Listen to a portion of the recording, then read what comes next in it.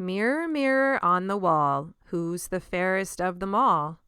Today, we're going to be talking about mirrors, specifically sales mirroring. This is the kind of stuff that they teach sales reps in big-time sales workshops. If you learn to use mirroring, your messaging and content will resonate more with your audience and you will close more sales.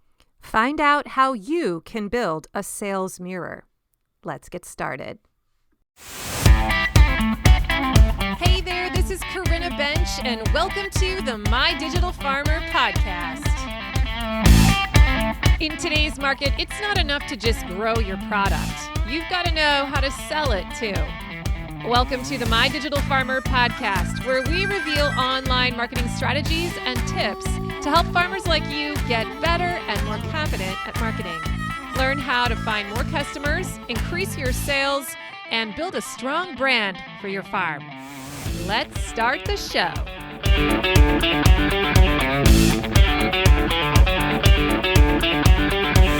Well, welcome to episode 232 of the My Digital Farmer podcast. I am your host, Corinna Bench, one of the farmers at Shared Legacy Farms out in Elmore, Ohio. I'm also the founder of MyDigitalFarmer.com, which is all about trying to help other farmers just like you get more confident and savvy in your marketing and sales strategies so that you can build a marketing machine and grow a profitable business. How's everyone doing today? Welcome back to the show. If you are a regular listener, I'm really grateful that you tune in every week. And if you're new, I'm really glad you're here today. Make sure you subscribe to the podcast. Go check out some of my prior episodes. I always tell people to go check out the first 10, especially if you're really green when it comes to farm marketing, because I designed them to be like an onboarding into the marketing space. But you should also definitely get onto my email list, especially if you enjoy this podcast and you think I'm a good teacher. I have a crash course in farm marketing that I will essentially drip out to you over the course of 2 months. Every week, you'll get an email from me with my curated best of the best principles and guides and resources and tips and tricks and freebies to help you fast track your way to becoming a better marketer. So you can get that by subscribing at mydigitalfarmer.com/subscribe. That's mydigitalfarmer.com/subscribe. Today's podcast is sponsored by my friends at LocalLine. It's official. LocalLine has launched their new and highly anticipated subscriptions feature. Now, creating subscriptions for your customers has never been easier. Subscriptions allow your farm to turn one-time orders into recurring revenue. Use LocalLine's subscription feature to run your CSA or increase your cash flow and increase customer loyalty. Subscriptions is very flexible. You can add, edit, and cancel subscriptions at any time in your back office and allow customers to manage their settings and add one-off purchases to their orders. You can also offer different subscriptions for different customers, like a standing order for chefs and a CSA box for CSA members. LocalLine's subscriptions feature also supports variable weight products like meat and seafood, so you can offer subscription products to all your customers, no matter what you sell. In addition to all of that, LocalLine subscriptions is very affordable. You can add it to your LocalLine account for just $25 a month. Now, for podcast listeners of the My Digital Farmer podcast, LocalLine is offering a free premium feature for an entire year when you sign up using my coupon code, MDF 2023. That includes subscriptions. So why not try it out today? I love LocalLine. Head to mydigitalfarmer.com/LocalLine and be sure to use my coupon code MDF 2023 to get that free premium feature for one whole year. For more information, check out the link in the show notes. And now back to the show. I have a feeling that today's episode may rub a few people the wrong way. I almost didn't record this episode, but I feel like it's an important skill to talk about. Today, I want to share some tips with you for how to become a better salesperson. And these would be the kinds of things that you might learn if you went to an actual salesperson class. So I want you to imagine like that typical car salesman or drug rep or whoever's doing like one-on-one sales work with a company. Their boss would sit them down for a couple of days in some kind of a workshop or retreat setting, and they would teach them some of these concepts, some of these practical, tactical strategies and behaviors to try and become a better salesperson. So as I go through this episode and I share this stuff with you, some of you may feel a little uncomfortable because it's going to sound like I'm teaching you how to turn up the heat and manipulate.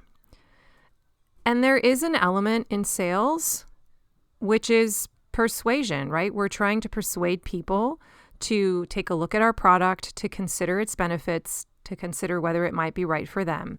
And there's always this line we walk where we could turn up that dial so high that we manipulate the person, that we use these strategies in a bad way. But I think that there's also a responsible way to use them. And I hope that that's how you take the spirit of today's episode. I always am looking for ways to become a better salesperson. And when I learn strategies like this that I can actually apply in real life settings to help my potential client feel more comfortable with their purchase, then I feel like it's a good thing to learn. Today's message is potentially going to be very practical for some of you. If you are ever in a farmer's market situation where you are interacting one-on-one with a client, or if you do any kind of sales over the phone, then I think today might actually be really helpful for you because you're going to hear some of the things that you could be doing in those interactions that might help you close the deal faster. So if you are in one of those situations, if you do sell in person, then I want you to listen to some of these strategies, and maybe you can choose one or two of them this next week when you go to market and just test it out. Just say, I'm going to, choose a person as a guinea pig, and I'm going to just try using one of these things that we're talking about today, and I'm going to see if it helps me connect with this person and leads to a sale. All right. So the concept that I'm going to teach you is something called mirroring. Now, in psychology, mirroring refers to the subconscious imitation of another's gestures, speech patterns, or any other kind of verbal or nonverbal behavior. So if you've ever caught yourself mirroring your friend's behavior or your spouse's or partner's behavior, that's what's happening here. I was thinking the other day, I've recently befriended a new person in my life over the last year. We've been hanging out a lot together, and I noticed the other day that I bought some sandals because my friend had a pair just like them, and I thought they had looked really cute on her, and so I wanted them too. And it made me reflect, I'm like, man, I'm starting to dress more like her. And I just kind of chuckled at that. I'm like, that's interesting. Like attracts like, right? I'm even starting to look like my group of friends in the way that I dress. Even that is sort of an example of mirroring, where we begin to imitate one another's gestures, one another's speech behaviors, the way we talk, the way we dress, and so forth. Even the things we value. We start to resemble the people we hang out with. So when a client comes to your brand looking for a solution and they see something in the brand that they resonate with, something that attracts them, something that makes them imagine that's what I want to be like, it's almost like that picture is a mirror being held up to them, and they want to imitate it. They want to copy it. They want to become that better version of themselves. As a marketer, we're trying to show those images, show those stories, do this mirroring effect so that a person connects with us, finds a sense of empathy, thinks in their mind, hey, they understand me, they get me, they've solved the problem, they're living the life that I want. I'm looking at it right now on this website photo. That's what I want. Whenever we can hold up a mirror like that and reflect back, it's very, very powerful. So what does sales mirroring look like in actual practice? I want to start there. So let's just imagine that you're going to be in a situation where you're one-on-one with a potential customer and you may have to try and pitch your wares. What are some things that a sales class would teach you about how to better connect with your prospect and perform this mirroring technique? All right, are you ready? So the first thing is to mimic your prospect's body language or positioning. So if your customer is sitting down and they cross their legs or arms, then you should sit similarly. If they lean towards something and they're pointing at something on the table, then you might want to lean forward as well and point at that object or gesture to it. If you are with a client and they are sitting up straight, then make sure you're not slouching or don't be sitting at your market booth. If they lean back while they're talking to you and they cross their arms, then you should maybe lean back as well and cross your arms too, right? You're just becoming a mirror to their actions. So body position mirroring signals that you're on the same page as your customer. Whether that means they're relaxed or they're very focused or they're very serious, right? Whatever it is, you want to mirror that body language, okay? So I just want you to imagine a scenario where maybe you have intuitively done this. Or maybe it's a scenario where this was done to you and now you're reflecting on it and you're like, yeah. So usually we don't really notice this happening, but good salespeople are very aware of this and they're actually taking their cues from their customers and they're moving their bodies in a similar way. So just now that you're aware of this, I want you to see if you notice it, and then I want you to try doing it next time you're in a one-on-one sales situation, okay? All right, the second example is to use a similar tone of voice. That's another way that we can mirror. So many salespeople are often very outgoing and friendly and excitable, right? I think of just extroverted people. I am not an extrovert. I am definitely very introvert.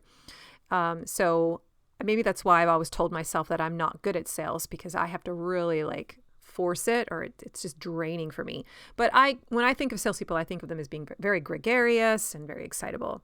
And they might speak loudly and they might speak quickly and they might just give out all kinds of passion, right, for their product, their service. But what I want to point out here is that won't work as well if your customer or prospect is very quiet and reserved.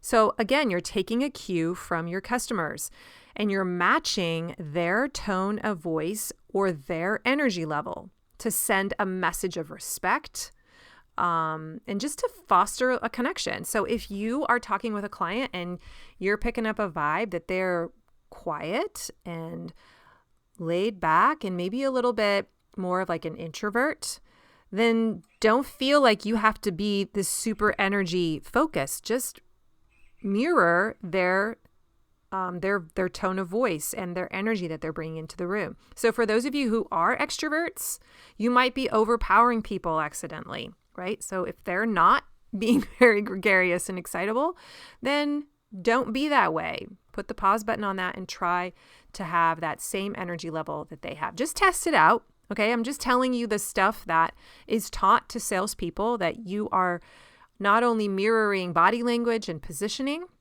but you're mirroring tone of voice and you're taking your cue from your customer. Okay, the third way that we mirror is we adopt our prospect's communication style. So this one's really fun, and I have actually noticed this happen when I reflect back on sales situations that I've been in. Does your prospect want all the details about their purchase, right? Do they want to know how do the payments work? What's the commitment level? What, all those frequently asked questions. Are they in the weeds with you? Or are they just more concerned about the bigger picture? Do they seem more interested in small talk, like just connecting with you and telling stories and how's the day going? Or do they want numbers and facts and data? Are they pressing for those specifics? Okay. No matter their communication style, you want to be listening to your prospects. Listen. And don't be afraid to veer away from your familiar sales pitch framework that you might use whenever you're in a situation, and kind of just respond to, again, their style. So if they want all the details and they want to go in the weeds with you, then that's where you go. That's how you reflect, and that's what you reflect, and that's what you communicate back. But if they just don't seem that interested in that, don't feel like you have to give them the entire CSA handbook or whatever on how it works. They may be content to just stay very generalist.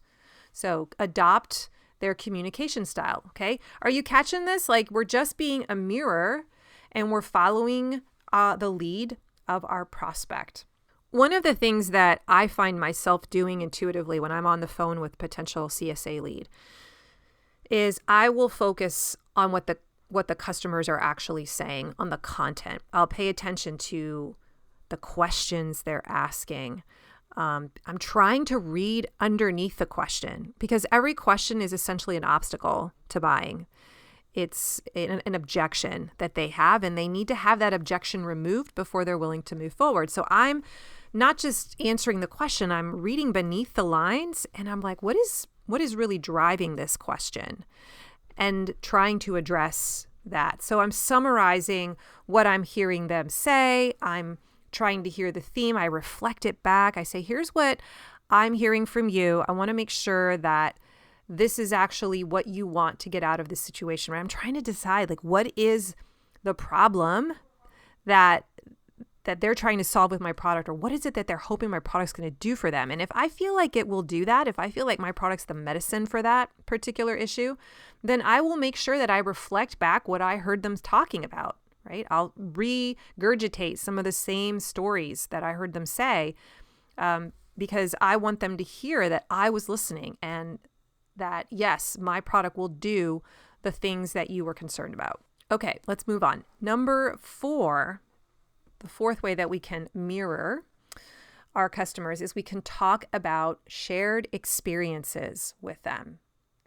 So you're going to have common ground with your client. You want to find that common ground, and you want to be talking about that in your conversations. Now, a lot of times this will start out with conversations about the weather, or maybe the local sports teams and how they did, or how'd those Buckeyes do last night? Did you watch the game? Right? You kind of start with that sort of small talk, and that's actually important. I know we sort of poo-poo that, especially as an introvert. I'm always poo-pooing small talk. I really don't like small talk, but it does have its place because it's creating this common ground zone for you and your client. If you have the ability, you want to try and figure out something that your client's interested in, and then ask more questions about it, right? Any chance you have to build a connection and understand, what is it that we have in common? What is it they're excited about? How can I get them to talk more about that? That's always a great thing. So I have this made me think of this one customer. We had our field to table dinner this past Friday, and I was sitting next to one of our customers who is actually from Germany. And I purposely sat her next to me because she's one of my really great clients, and I wanted to make sure that I gave her some attention. And she brought her daughters with her, and she speaks German, obviously. She grew up there. Both of her daughters are fluent in German as well. And I was just listening to them talk to each other over the course of the meal. And I understand German. I grew up speaking German as well. I'm a little bit rusty, but I can definitely hold my own. And she knows that. And so I found we talked about all kinds of stuff, and a lot of what we talked about was related to Germany. We were bringing up some of our favorite foods and some of the memories that I had when I studied abroad in Austria, and some of the things that annoyed her about America, and how different the two cultures were, and et cetera, et cetera. And I was reflecting as I was preparing for this podcast. I'm like, wow, I was connecting with her. Like, I was reflecting, I was being a mirror, and I was helping her see that I get you. I get this whole German culture thing. I am one of you. We are together on this. And I know that she felt much more comfortable at that dinner. She didn't know anyone there. And the fact that we were able to find common ground and talk about that just really, really bonded us. Actually, last week, she had won some kind of a photo contest in our Facebook group. And I baked some cookies for her as the prize. And I included a note with that prize. And guess what I did? I wrote the note in German. Okay, I know that's a little over the top, but this is an example of what I'm talking about here, where I was essentially mirroring this thing that we have in common, right? Who else would do that? And she talked about that a couple times during the farm dinner. She's like, I was so impressed and really touched that you wrote that note in German. So here I've done something, right, to really bond us. And I know she's probably not going to ever leave my farm, because that small gesture, those conversations, she knows that I get that she loves gooseberries, that she's into currants, that she has all these memories and nostalgia of Germany. Like, I am watching out for her, right? That was a long-winded explanation, but I'm trying to show you like what this looks like when we talk about shared experiences. Find those stories that we have in common. And even if you can just chat about something for a few minutes, or if they're telling something nostalgic about how they used to do this with their grandma, with this food, you can chime in and be like, oh, I remember I used to can as well. Sharing a similar story goes a long way. Okay. Let me move on to the next example of how you can mirror. This is called gesture recognition. Okay. So many people have a very specific gesture that they repeatedly use for emphasis. Like, maybe they nod their head a certain way, or they wave their hand around. I know I like to take my right hand and kind of bring it in front of me and then pull it down and bring my fingers together when I'm making a point. I've just caught myself doing that a lot. Maybe they have a shoulder shrug. So we just want to just be noticing what are those gestures. And then when you're having a conversation with them, try performing that gesture occasionally. Like, mirror the motion.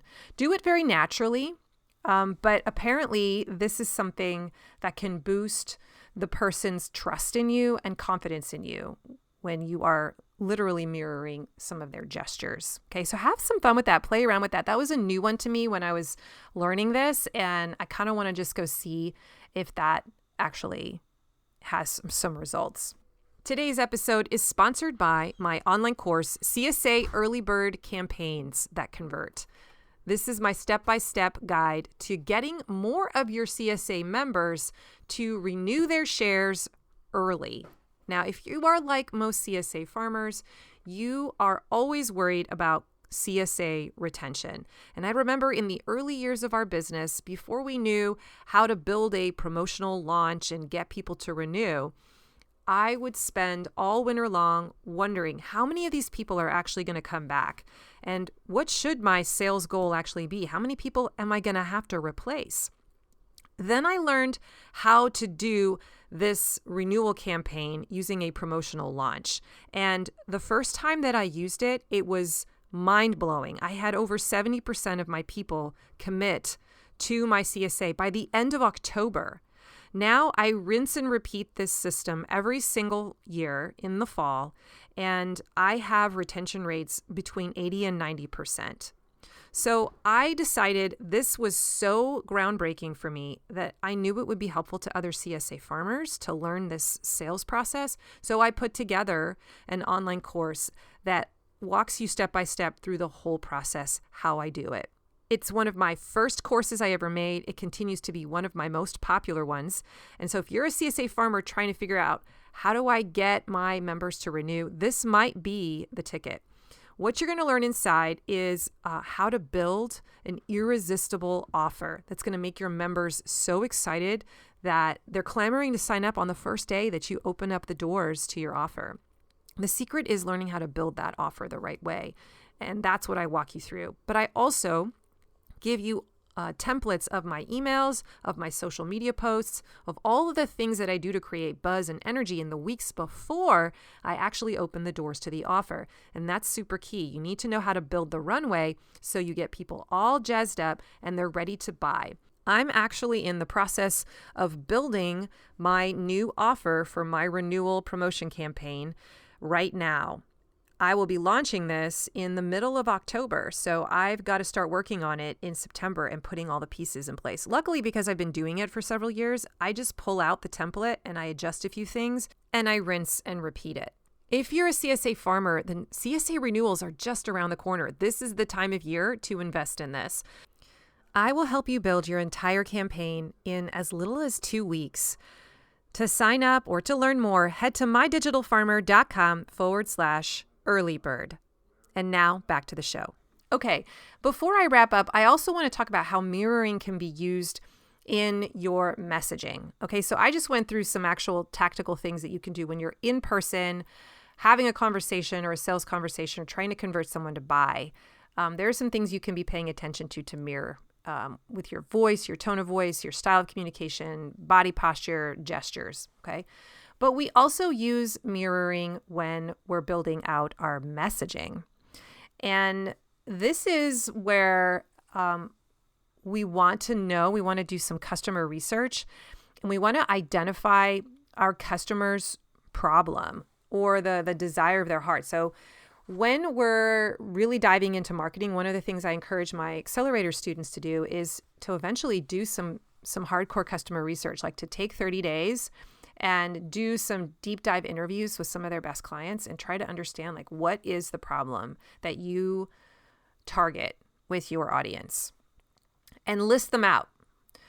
And one of the things I like to do to try and flesh out what they are is, like, I'll figure out what are the questions that I get a lot from my clients, right? Either through my website or maybe over the phone or in person.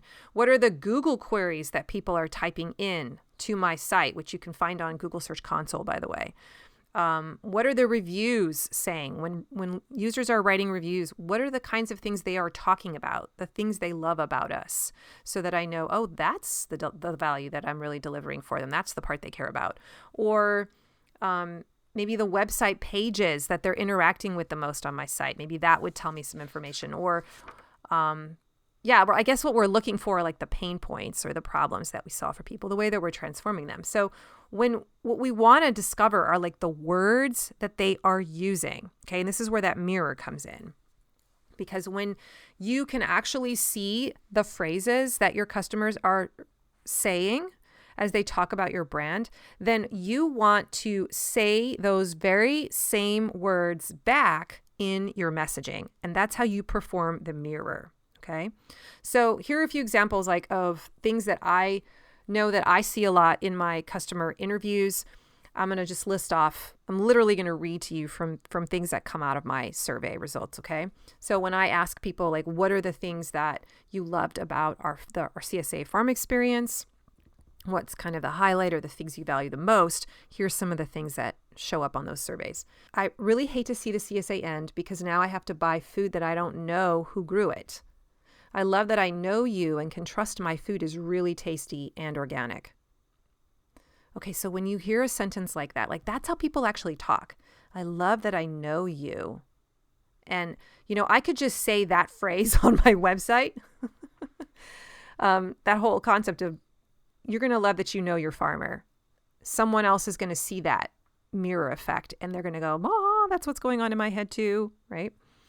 Here's some more examples. Supporting our local farmers and the unusual produce we are introduced to.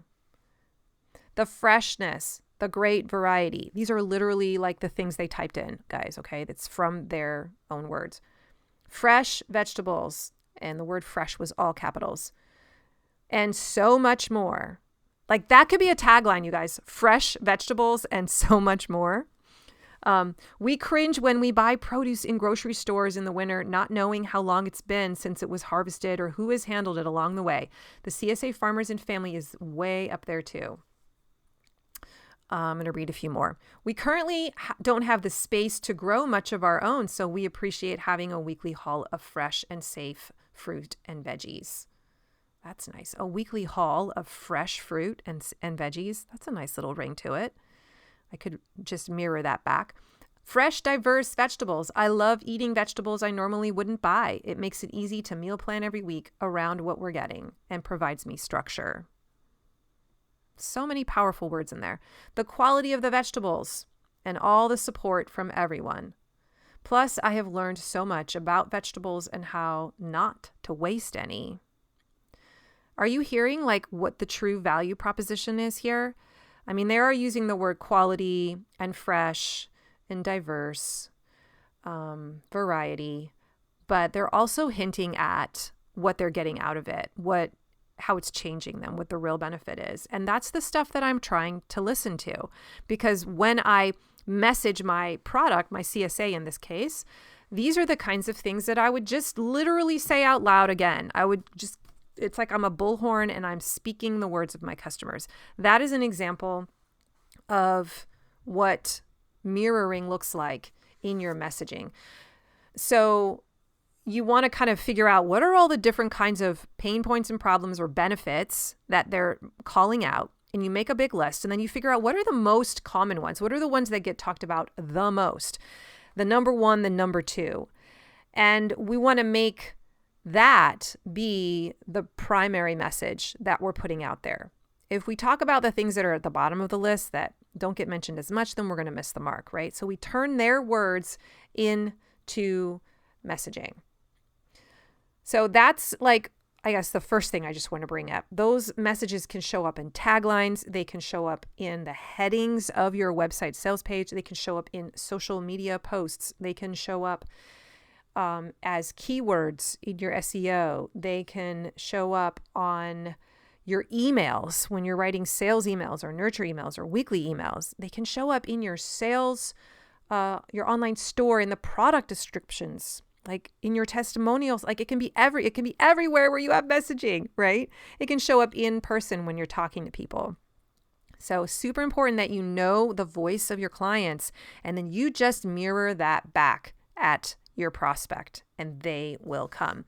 Another way that you see mirroring happening in the messaging is when you show photos of your customer achieving their desired goals. So when you know from this customer research, you know the stories that they're talking about. So if I were to go through all those results in my survey, I start to hear the same things. Oh, I love it when I have picky eaters, and when my kids are eating really weird stuff and you know their friends aren't. Like that makes me feel like I'm a great mom, okay? Or I'm doing something right.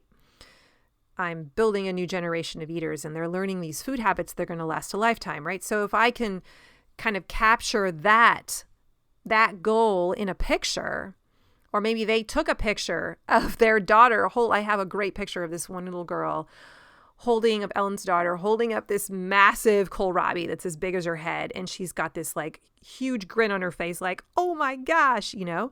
And it just looks like this kid is super delighted with this weird looking vegetable. I love that picture because for me, that is what every parent is hoping for with their children. And a picture like that, showing that in my rotation or putting that in a prominent place on my website, that will speak volumes. That will mirror. It will be holding up a mirror to my potential prospect, right? And it will be a mom thinking, oh, maybe that could be my child, right? She's looking at she's imagining her daughter instead of the girl in that photo. She's imagining her daughter holding the kohlrabi up. That's what we want. So what are those word stories, those word pictures that you can be creating? And those are the photos that you want to be putting up in your marketing assets, in your messaging, because you're making the customer the hero of the story when you do that, right? It's not pictures of you doing all these things. It's pictures of your clients who are achieving their goals. And when you throw those in your messaging, you are holding up a mirror to your potential future clients and saying, this is what people become when they buy my product. If you go to my website, sharedlegacyfarms.com, you'll definitely see a picture of one of my customers named Tammy. I went into her house and we had a photo session and we took pictures of her chopping vegetables in the kitchen. I think it's some tomatoes. She's making something with drizzling olive oil and balsamic vinegar on a little plate. And you can see the box in the background. Like, it's not the focus of the shot, but she just looks like she's having a blast. And she has a glass of wine with her. And she is, a mirror of my ideal customer. Like, most of my customers are in her age bracket and look like her and have a kitchen like hers, right? Like, I want a person to look at that photo and think that looks like my kitchen. That looks like me. That looks like what I would want to do. That's the kind of wine I like to drink, right? Everything is a mirror. So what are you doing with your photographs? And maybe you actually have to create a photo shoot and think about, what are the shots that I want to create? What are the scenes that I want to build? And what mirrors can I put in place on my website? And then user-generated content kind of falls into this category as well. So when your customers are taking pictures of their children or themselves out to eat, or making something in their kitchen, or this massive spread of canning jars that they just did because it's tomato season and they're so proud, or this beautiful picture of a quiche or something unusual like tomato powder, I ask for permission. Can I keep this photo? Can I use it for marketing purposes? Can I show this off because this is so clever? And I've never had a person say no, unless sometimes they're like, well, my kid's in it and I don't want you to share that. And I'll be like, okay, cool. But I then can showcase that and say, this was made by one of our CSA members, blah, blah, blah, blah. And that can also be a mirror, because a person sees that and thinks, I could make something like that. People who join her community make stuff like this. What if I could become a person that knows how to make all this kind of cool stuff too, right? So thinking about user-generated content, looking for the pictures that your own customers are sharing and getting permission to use those in strategic places could be really helpful.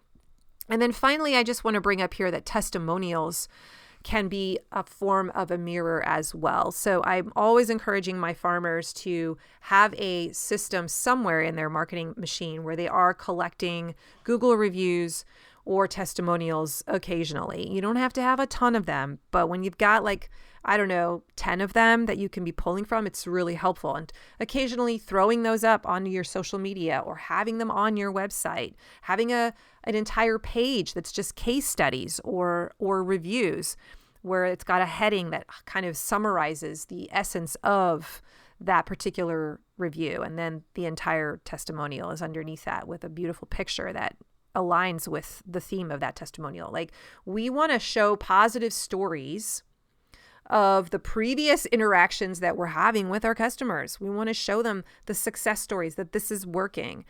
That is also a form of a mirror, because a client will often want to see that this works for other people. They're looking for that social proof. They're looking for that mirror, my friends. So have testimonials in key places in your messaging. Have them show up from time to time. And for goodness sake, please have them on your website sales page, because, people need to see that mirror. They need to see that testimonial mirror before they're ready to click the buy now button. So if you're missing that, you're missing out on sales. Okay. So share testimonials in an email, share testimonials on your sales page, put them in your social, just have them everywhere. Okay. I just shared a bunch of ideas with you for what it looks like to mirror your customer. This is such an important concept. My call to action for you for this week, if you're up for it, is I want you to try and intentionally mirror someone this week. So if you're at the farmer's market, if you get onto a sales call, maybe you want to try this with an email. When you write your weekly email and you think about, how can I create some kind of a mirror with my words? Can I create a story that is going to find common ground that happened to me this week that I know happens to every other person in the world? And when I tell the story, they're all going to be like, oh, nodding their head going, yep. And it's going to build connection and empathy. Or can you write a story in your email that's some kind of a case study, or point to a successful client, something cool that they taught that basically holds up that mirror and says, this could be you one day, right? Could you use it? Could you use a mirror verbally not verbally, with your words in an email? Or could you try doing it in person when you're at the market? Playing around with some of those body language things, tone of voice. I just want you to maybe get your mind spinning today and think about, where can I look for this? Where can I look for an opportunity to practice the mirror? All right, my friends, that's all I have today. The show notes can be found at mydigitalfarmer.com/232. And if you want to see a website that is using mirroring, I want you to go check out sharedlegacyfarms.com. Go look at my website. And I want you to just, now that you know what mirroring looks like, I want you to see if you can spot the places where I'm holding up the mirror. And then use that as an inspiration for building out your own messaging on your website. You could also subscribe to my emails for farmers, because I do a lot of mirroring in those weekly emails to my farmer group. And I think sometimes one of the best ways to get better at mirroring in email copywriting is to get onto someone's email list who's really good at it and just study it. Like, you're going to learn stuff if you get on my email list about marketing in general, but it's also fun to just be very meta about it and study how I write the emails, because I'm intentional about it, and just pay attention to my formatting, to my subject matter, to the flow, to the argument, to the persuasion, to the PS, like, how is it structured? And you can learn a lot for how to get better at writing your own emails simply by following people who are pretty good at it already. So you can get on my email list by going to mydigitalfarmer.com/subscribe. And I'll be sending you a weekly email that basically gives you a crash course in farm marketing in a matter of 2 months. It's really good, and I highly encourage you to subscribe. All right, you guys, have a wonderful week. If you haven't already subscribed to the podcast, please do so. And would you please share this episode with someone that you know, with another farmer, or let them know that I exist at all. I always tell people to share the link to the podcast, but I'm trying to help more farmers get better at sales and marketing. And if they can hear some of these podcast episodes, I know it's going to help them. So please share away. I'd really appreciate it. I'm now on Instagram as well, at mydigitalfarmer. I'd love if you would follow me there. I mostly show up on Instagram stories with a tip every few times a week. I would love to just share my expertise with you there and learn from you as well. So reach out to me at mydigitalfarmer. Have an awesome week, you guys. I will talk to you next time. Bye-bye.